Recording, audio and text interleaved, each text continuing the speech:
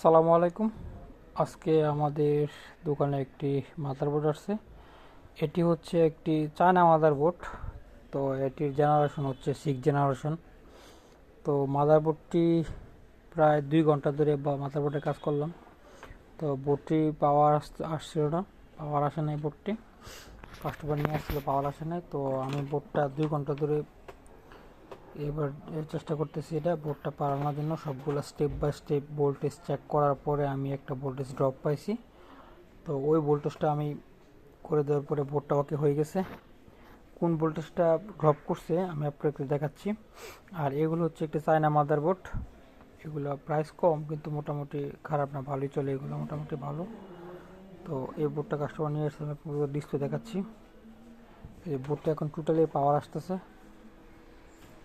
তো এই বোর্ডগুলো আসলে কাজ করতে একটু সময় লাগে, কারণ এগুলো কোনো স্কিমেটিক বা ডায়াগ্রাম থাকে না, সেই কারণে একটু ঝামেলা হয়ে যায়। তো অনুমানের ভিত্তিতে কাজ করতে হয় এগুলো।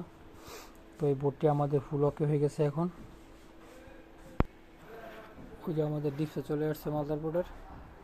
তো আসলে এইগুলো লাইভ করা যায় না, যে বোর্ডগুলো এগুলো অনেক সময় লাগে এই কাজগুলো করতে, যেখানে এত ভিডিও বড় লং ভিডিও করা যায় না, যে ফিক্সড করার জন্য যেই প্রসেসটা, এগুলো করা যায় না এমনিতে।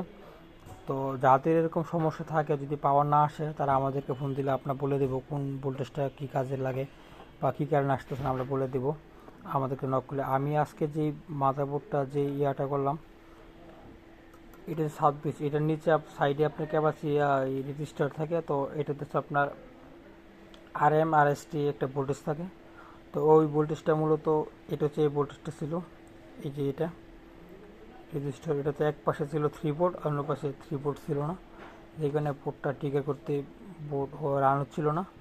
তো ভিডিওটি যদি ভালো লেগে থাকে লাইক কমেন্ট শেয়ার করে অন্যকে দেখার সুযোগ করে দিবেন। আসসালামু আলাইকুম।